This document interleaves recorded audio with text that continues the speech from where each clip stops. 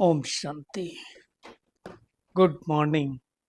साकार मुरली 24 अक्टूबर 2025। बाबा का मीठा मीठा पत्र हम मीठे मीठे बच्चों के मीठे मंथन के लिए।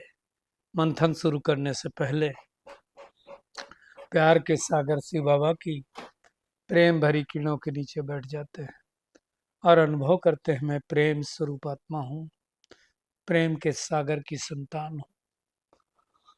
आज की साकार मुरली बाबा कह रहा है कि तुम घर के रास्ता भूल गए हो, राह भूल गए हो। कब राह समझ में आएगी? राह देखने में कब आएगी? तो बाबा कह रहा आत्माभिमानी होके बैठोगे तो राह देखने में आएगी। क्या आत्माभिमानी होने से हमें वो रास्ता दिखाई देगा? उसको हम गहराई से देखेंगे। दूसरी बात बाबा ने कहा सतयुगी देवता मोहजीत होते हैं। तो मोहजीत का मतलब क्या है? क्या होते हैं, मतलब मोहजीत क्यों उनको कहा जाता है, उसको भी हम देखेंगे। और गीत के ऊपर भी बाबा ने बहुत सारी बातें कही। नयनहीन को राह दिखाओ। तो भगवान कौन सी हमें भगवान राह दिखाता है? कोई तो राह दिखाता होगा ना। भक्ति मार्ग में तो हम ठोकरें खाते आए, तो अभी भगवान कौन सी राह दिखाता है, तो उस पर भी हम डिस्कस करने वाले हैं। छोटे बच्चे को महात्मा से ऊंचा क्यों कहा जाता है?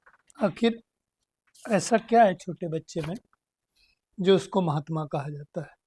तो उसको भी हम देखेंगे। और हिंदू शब्द की उत्पत्ति कैसे हुई उसको आज बाबा ने समझाया है। आज बाबा ने एक क्या बोलते हैं, संवैधानिक जो चीजें होती हैं उसके ऊपर बाबा ने डिस्कस किया है कि पति और पत्नी हाफ पार्टनर होते हैं। हाफ पार्टनर होते हैं मतलब आधा आधा हिस्सा मिलना चाहिए। ये मुरली तो 1969 के पहले की है, तो मुझे लगता है कि उसके बाद शायद संशोधन हुआ है कि पति के शरीर छोड़ने के बाद उसकी प्रॉपर्टी पत्नी के नाम आएगी। इन पहले ऐसा नहीं होता था। बच्चा अगर है तो सीधा बच्चे के नाम आ जाता था। आज भी शायद ऐसा ही है मुझे लगता है। अगर हस्बैंड ने शरीर छोड़ा तो पत्नी के नाम प्रॉपर्टी नहीं आएगी, जमीन की बात कर रहा हूँ, वो बच्चों के नाम आ जाएगी। अब बच्चे भी बाबा ने कहा कोई होते हैं मातृ स्नेही और कोई होते हैं मातृ द्रोही, तो वो फिर माँ को देते नहीं है। शायद ऐसा ही है। आप लोगों के पास कुछ आइडिया है तो बताना। मुझे जहाँ तक जानकारी है यही हो रहा है कि सीधा बच्चे के नाम ही पिता की जमीन आ जाती है, तो माँ को फिर कुछ मिलता नहीं है।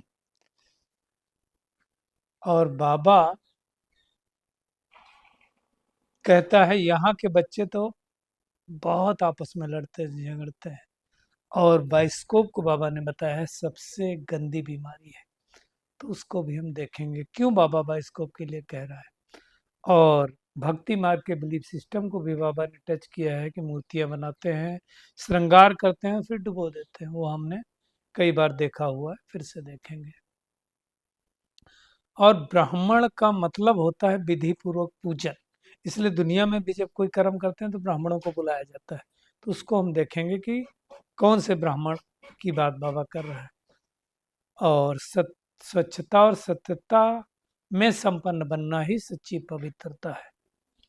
तो वाणी द्वारा कोई कार्य नहीं सिद्ध होता है, तो शुभ भावना शुभकामना द्वारा कर सकते हैं, तो उसके बारे में हम देखेंगे। हम शुरू करेंगे राह, है ना। हम घर की राह भूल गए, भटक गए। कब भटके? गीत तो भले है नयनहीन को राह दिखाओ प्रभु, तो कौन सी राह दिखाए? घर की राह, सत्य की दुनिया की राह, ये हम भटके कब से? कब से भूले हम? कोई तो समय आया होगा जब सृष्टि पर हम भूल गए। तो देखा जाए सतयुग और त्रेता युग, सतयुग और त्रेता युग में तो हमें घर की तो राह की जरूरत नहीं, हालांकि भूले हम वहां भी थे, लेकिन तब हम पग पर ठोकर नहीं खाते थे। पग पग ठोकर कहाँ से खाने चालू हुआ? द्वापर युग से चालू हुआ। तभी शायद एक गीत बाद में लिखे गए। एक गीत तो कलयुग का है, इसमें बहुत अच्छा है। तुम्हारी नगर की कठिन डगरिया, यही है ना। चलत चलत गिर जाऊं मैं प्रभु नैनहीन को राह दिखाओ, पग पर ठोकर खाओ, मैं मतलब ठोकर खा रहा हूँ। तो ठोकर क्यों खा रहे हैं? क्योंकि हम देहाभिमान में आ गए। ये शायद सूरदास फिल्म का गीत है। तो वो ठोकर क्यों खाया? क्योंकि हमें राह भटक गए। अब वो राह वापस कैसे हम देख पाएंगे? तो राह तो द्वापर युग से भटके और अभी पूरी भटक गए। तो बाबा कह रहा है कि वो मैं तुमको आकर के राह दिखाता हूँ, लेकिन राह हम देख कैसे सकते हैं? जब हम आत्माभिमानी रूप में होंगे, नहीं तो राह हमको दिखाई नहीं देगी। देह अभिमान में हमें कुछ दिखाई नहीं देता है। तो देही अभिमानी होकर के बैठेंगे तो हमें आगे का रास्ता दिखाई देगा। भक्ति मार्ग में आधा कल्प तो ठोकरे खाई खाई, है ना। अब भगवान समझा रहा है, रास्ता बता रहा है, इसीलिए कहते हैं ज्ञान का तीसरा नेत्र दे रहा है। तो तीसरा नेत्र मिलना मतलब क्या? समझ आना ना। तीसरा नेत्र मिलना मतलब सृष्टि के आदि मध्य अंत को जानना। तीसरा नेत्र मिलना मतलब क्या है? मुक्ति, जीवन मुक्ति, गति सदगति का रास्ता जानना। मुक्ति, जीवन मुक्ति। मुक्ति हम सबको पता है, घर जाना, परम धाम में जाना, और जीवन मुक्ति मतलब सतयुग जाना। गति का मतलब क्या होता है? कहते हैं गति, सदगति और दुर्गति, है ना। तो गति कहते हैं पता नहीं हमारी कौन सी गति होगी। अब गति कौन सी होगी? उसमें सदगति भी हो सकती है और दुर्गति भी हो सकती है। तो भगवान सदगति का रास्ता बतलाता है। सच्चा कर्म करना सिखलाता है। तो जब हम सच्चा कर्म करना सीख जाते हैं तो हमारी सदगति होती है। बाकी परम धाम में कोई आवाज नहीं होती। आवाज तो जब हम कर्मेंद्रियों में आते तब होती है। तो हमें अगर वो राह पानी है तो पहला पाठ जो बाबा आकर के बताता है कि तुम शरीर नहीं हो, इस शरीर से अलग एक चैतन्य शक्ति आत्मा हो, तो उस स्वरूप में जब हम स्थित होंगे तो हमें रास्ता मिल जाएगा। वही बाबा बता रहा है। तो हमें चेक करना है कि हम कितना आत्म अभिमानी बने। आत्म अभिमानी बनने से ही हमको पता चलेगा। ये नॉलेज भगवान आकर के इस समय दे रहा है, पुरुषोत्तम संगम युग पर ही देता है। इसके पहले नॉलेज हमको ये रहती नहीं है। तो नॉलेज क्या देता है? कि मैं आत्मा हूं, और आत्मा अजर अमर अविनाशी एक एनर्जी है, ऊर्जा है। और ऊर्जा के लिए कहा जाता है neither created not destroyed. Transform होती है तो एक बॉडी से दूसरी बॉडी में जाती है। हर एक आत्मा अपना पार्ट बजाती है। अब ये वाली बात जैसे पक्की हो जाती कि मैं आत्मा हूँ, energy neither created not destroyed, तो फिर डर की बात खत्म हो गई, मोह की बात खत्म हो गई, अटैचमेंट की बात खत्म हो गई। इसीलिए सतयुगी देवताओं को मोहजीत कहा जाता है। मतलब सतयुग में जब कोई भी आत्मा शरीर छोड़ती है तो मोह नहीं होता, क्योंकि वहां आत्म भान तो रहता ही है, आत्मिक स्थिति में रहता है, और पता ही होता है कि हमें शरीर छोड़ करके वहां जाने वाले हैं। तो वहां उस दिन भी बाबा ने कहा था ना कि यहाँ की तरह से कोई रस्म रिवाज नहीं होती। वहां 10वां मनाए, 13वीं मनाए, कुछ नहीं होता। शरीर छोड़ा, उसको साक्षात्कार हुआ, वो कहाँ जाएगा? और शरीर को जला देते हैं, खत्म। कोई ऐसी चीजें वहां पर होती नहीं है। तो वो एक ऐसी दुनिया है, बाबा कहता है इसमें रोने की तो कोई बात ही नहीं। इसी नॉलेज के कारण सतयुगी देवताओं को मोहजीत कहा जाता है। यहाँ कोई शरीर छोटा तो क्या होता है? यहाँ शरीर छोड़ते हैं मोह आता है, यहाँ शरीर छोड़ते ही रोते हैं, वहां तो कोई रोता नहीं। तो ये फर्क है। ये सारी बातें बाबा करके समझा रहा। तीन बातों को अच्छी तरह से समझ करके, और फिर हमें भी मोहजीत बनना है। मोहजीत बनना मतलब किसी चीज में कोई अटैचमेंट नहीं रखना। अब कई लोग मोह और प्यार को एक ही समझ लेते हैं, है ना। तो कहते हैं तो क्या मतलब किसी से प्यार ना करूं? प्यार करना है, प्यार करने के लिए किसने मना किया?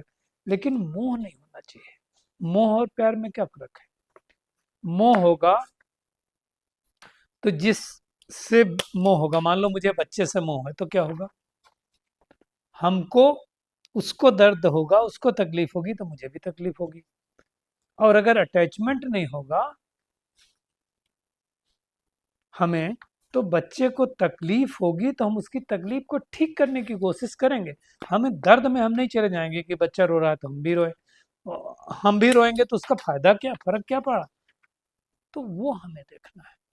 इसलिए कहते हैं कि देवताएं मोचित होते हैं, वहां कोई मृत्यु का नाम नहीं होता, खुशी से पुराना शरीर छोड़ करके जा करके नया शरीर लेते हैं।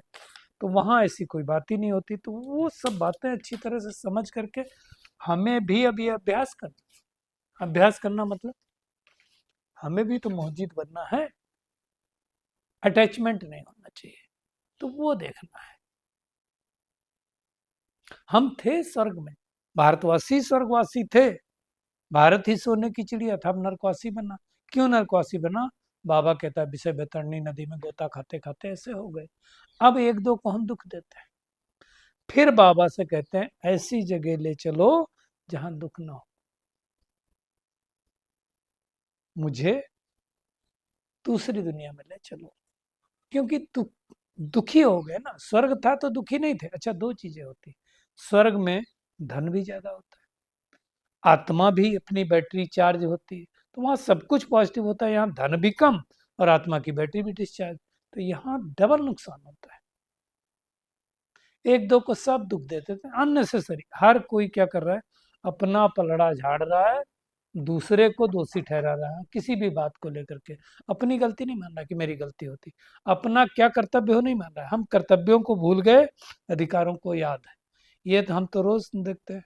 ऑफिस में, इंडियन ऑयल कॉर्पोरेशन में हम काम करते हैं, यहाँ पर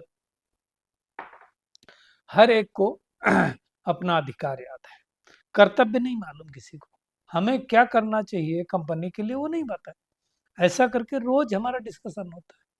अधिकार सबको याद, हमारा हमें हमारी ड्यूटी नहीं पता है क्या है, अधिकार याद है, तो ड्यूटी भी करना है।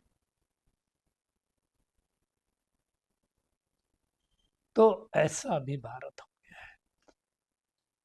भगवान आकर के सारी बातें बताता है कि ये खेल है सुख और दुख का खेल, आधा कल दुख और आधा कल सुख। अब भगवान दुख से सुख में ले जाने के लिए आए, क्या हम चलने के लिए तैयार हैं? अब जब बातें बता दो चलना है तो दुख से सुख में जाना है, तो आपको ये करना पड़ेगा, भगवान की श्रीमत का पालन करना पड़ेगा। वो भी नहीं करना चाहते। करना कुछ है नहीं, चाहिए हमको सुख शांति, मिलेगा कैसे? अगर हमको धूप चाहिए तो सूरज की रोशनी में जाना पड़ेगा। हमें सुख शांति चाहिए तो मेडिटेशन सीखना पड़ेगा, मुरली सुननी पड़ेगी। इसमें सिंपल बात है, इसमें कोई लाग लपेट की तो बात ही नहीं। जो चाहिए वो करना पड़ेगा। कई लोगों को बीमार हो रहे, अभी एक भाई है, उनकी सिस्टर को प्रॉब्लम हुई। पहले माँ को हुआ कैंसर, माँ को कैंसर हुआ उस टाइम भी मैंने उनको अच्छी तरह से बताया था कि ये करने से फर्क पड़ेगा। वो कहते हैं हम वहाँ ले भी गए।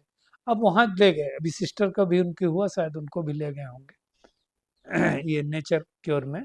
अब वहाँ ले गए तो उन्होंने बताया कि ये करो। अब कहते बड़ा मुश्किल होता, सब खाने बंद कर देते हैं। सब खाना बंद कर देंगे तो हम ठीक कैसे होंगे? अब देखो कौन सा खाना बंद करते वो नहीं बताएंगे, पूरी बात नहीं बताएंगे। कौन सा खाना बंद किया उन्होंने? वो खाना बंद कर दिया जो भगवान की रसोई में नहीं बनता है। तीन रसोई बताई थी ना, एक बार चर्चा किया था कि एक भगवान की रसोई होती, दूसरी इंसान की रसोई होती, तीसरी शैतान की रसोई होती। तो शैतान की रसोई वाला खाना पसंद आता है। अब वो वाला बंद किया वो नहीं बताएंगे।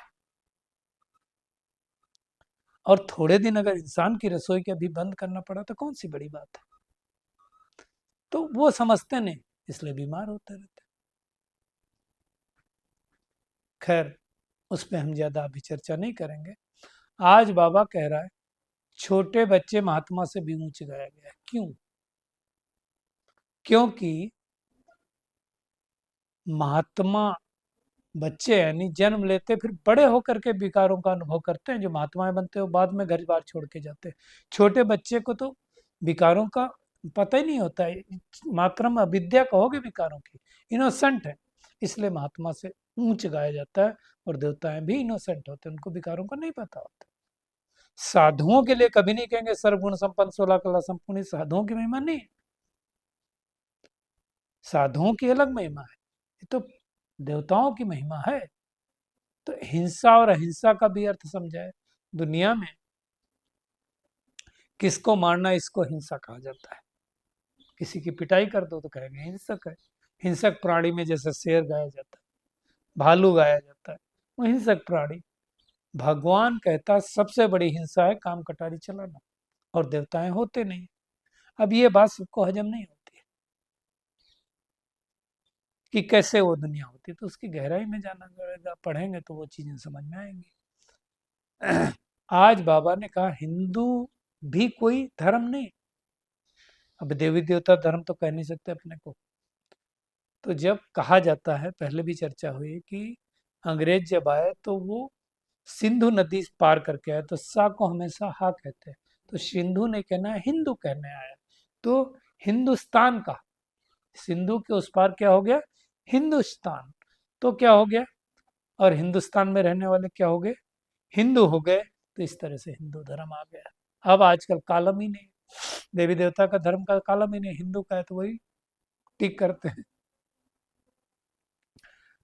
और सतयुग त्रेता युग के बाद जब हम द्वापर युग में आते हैं, तो पहले तो शिव की भक्ति करते हैं, फिर सबकी देवी देवताओं की भक्ति करते रहते हैं। आज बाबा ने देवी देवताओं के लिए भी कहा कि देखो, उनको सजाते हैं, और सजा करके श्रृंगार करके हजारों लाखों रुपया खर्च करते हैं, फिर उसकी पूजा करेंगे, पालना करेंगे, फिर डुबो देंगे। इसको बाबा गुड़ियों का खेल कहता है। तो पैसों की बर्बादी कर रहे हैं। ये सब पैसे बर्बादी करने की भक्ति है। कई हमने बाबा के बच्चों को भी देखा जिनको टाइम नहीं मिलता है ना, कहते हैं कि हमको अब टाइम नहीं मिलता। जब भी फेस्टिवल आता है, हमारा ऑब्जर्वेशन है, ऑनलाइन क्लास जो होता है, चाहे नुमा शाम हो या अमृत वेला हो या मुरली क्लास हो, कम हो जाते हैं फेस्टिवल के टाइम। क्यों? उसका रीजन है, दोनों नावों पर पैर रखे हुए हैं। भक्ति भी वैसे चल रही, ज्ञान भी वैसे चल रहा है। तो टाइम कैसे मिलेगा? हमको डबल डबल करना है तो कैसे टाइम मिलेगा? निश्चय की कमी। मैं भक्ति छुड़ा नहीं रहा हूँ किसी, लेकिन मैं बात बता रहा हूँ, इसकी वजह से हमको टाइम कम मिलता है। बाबा कहता है भक्ति मार्ग में तुम पैसे बर्बाद करते करते इंसॉल्वेंट हो गए। थे तो लक्ष्मी नारायण की डायनेस्टी के, अभी नहीं है। तो उसके बारे में बाबा ने अच्छी तरह से टेंशन खिंचवाया है। आज बाबा ने एक और चीज को टच किया है कि पति और पत्नी तो हाफ पार्टनर होता है, तो आधा आधा हिस्सा मिलना चाहिए। यानी पहले आधा निकाल करके बाकी आधे में बच्चों को देना चाहिए। लेकिन आजकल क्या है, माँ बाप, माँ पिता की जमीन सीधे बच्चे को मिल जाती है। मोह भी होता है कि हमारे मरने के बाद बच्चा ही वारिस वारिस पैदा हो गया ना, तो बोलते हैं वह बच्चा ही हकदार होगा। और आजकल के बाद बच्चे कैसे होते हैं, माँ को कोई पूछता, कोई नहीं पूछता। कोई होते हैं मातृ स्नेही जो बहुत प्यार से अपनी माँ का ध्यान रखते हैं, बहुत सारे लोग रखते भी हैं। बहुत मातृद्रोही भी होते हैं, तो उनको जाकर के उसमें अनाथालय में डालाते हैं, वृद्धाश्रम में डालाते हैं, सब पैसे उड़ा देते हैं। ऐसे भी होते हैं। ऐसे भी हमने युधिष्ठिर देखे, ये युधिष्ठिर नहीं, क्या बोलते, दुर्योधन देखे जो उड़ा देते हैं। ऐसे भी दुशासन देखे हमने। धर्म के बच्चे भी कोई कोई निकलते हैं, मतलब जिनको गोद लेते हैं उनको धर्म के बच्चे कहते हैं, वो भी तंग करते हैं। तो ये सब बातें बाबा समझाता है। तो बाबा की ये जो भाई बहनें जूरिस्ट विंग में हैं, वो ध्यान दें कि भगवान क्या कह रहा है कि पति मरने के बाद पत्नी को भी मिलना चाहिए। हालांकि आजकल बहुत सारे लोग पत्नियों के लिए करके भी जाते हैं। बाबा ने कहा आत्मा बिंदी है, उसको कोई दिव्य दृष्टि के अलावा दे नहीं सकता है। आज फिर से बाबा ने कहा हनुमान गणेश इनकी जो भी लोगों को साक्षात्कार होता है वो बाबा ही कराता है, और कोई करवा नहीं सकता है। कल भी मुझे लगता कहा था। और दिव्य दृष्टि की चाबी सिर्फ बाबा के पास है और किसी के पास भी नहीं है। लेकिन भक्त साक्षात्कार से कोई फायदा नहीं होता है। आज बाबा कहता है यहाँ के बच्चे तो कितना लड़ते झगड़ते हैं, सारा पैसे बर्बाद कर देते हैं। बहुत गंद है इस दुनिया में। और सबसे गंदी बीमारी आज बाबा ने बताया बाइस्कोप, मतलब सिनेमा, जिसको कहता है बाबा सिन की माँ, पाप करने की माँ। वहां जैसे देखते हैं हमारी बुद्धि चलायमान हो जाती है। अच्छे बच्चे भी बाइस्कोप में जाने से खराब हो पड़ते हैं। इसलिए बाबा का सेंटेंस सुनना, बीके को बाइस्कोप में जाना मना है। मतलब अगर आप कहते हैं मैं ब्रह्मा कुमार कुमारी हूँ, मैं ज्ञान में चलता हूँ, तो सिनेमा नहीं देखना। एक बहन थी, वो कहती थी कि मैं मूवी तो देखती हूँ। अब मूवी देखने के बाद या तो इतना कंट्रोल हो। बाबा कहता अगर सेवा के लिए जाते हो, मजबूत हो, तो भले देखो, तुम्हारा मन चलाए मान लो, तो ऐसा होता नहीं है। बाबा कहता उनको समझाओ ये बेहद का बाइस्कोप है, ये तो हद के झूठे बाइस्कोप निकले। इसलिए हमें बहुत ध्यान दे करके अपने प्रसाद को करना है। इन सब चीजों में जितना जाएंगे, उतना ज्यादा हमारी स्थिति खराब होगी। आज बाबा ने संतोषी देवी को याद करना है। अब संतोषी देवी तो बाबा ने कहा सतयुग में होंगी, यहाँ कौन संतुष्ट है। संतोषी देवी का मतलब जो संतुष्टता की देवी हो, तो अभी तो कोई संतुष्ट है नहीं। हम वहां जाकर के संतुष्ट बनते हैं, पदमपति बनते हैं, जहाँ कोई अप्राप्त वस्तु नहीं होती, वहां कोई चिंता नहीं होती। तो हमें खुशी है, 21 जन्मों के लिए भगवान खुशी दे रहा है, बादशाही दे रहा है ना। वहाँ खुश होते हैं, हम दुखी नहीं होते हैं। तो कुल मिलाकर के बाबा को याद करेंगे, याद करने से हमारे पाप भस्म होंगे, हम सतो प्रधान बन जाएंगे।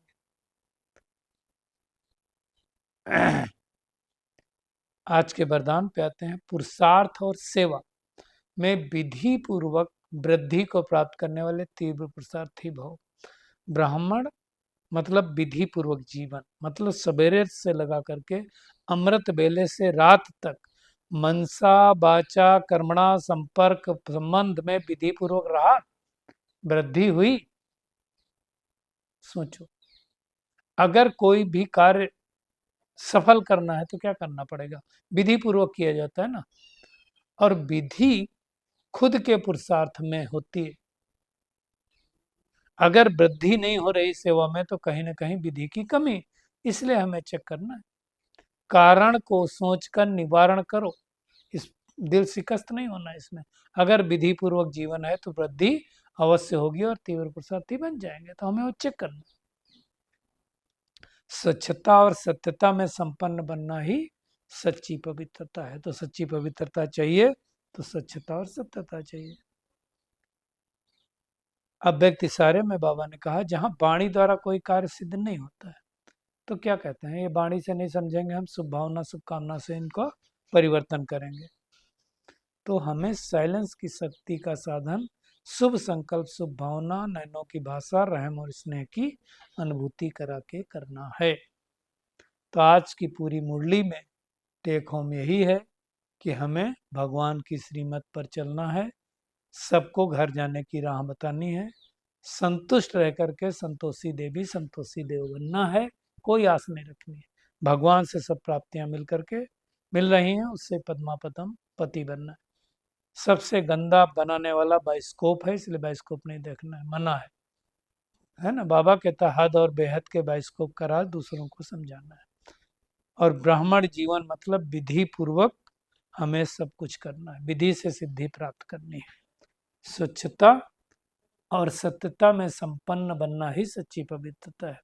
जहां वाणी द्वारा कोई कर्म सिद्ध नहीं होता है, तो हमें शुभ भावना शुभकामना से करना है। अच्छा, शुक्रिया मीठे प्यारे बाप दादा, शुक्रिया आप सभी का इस मीठे मंथन के लिए। अच्छा, ओम शांति।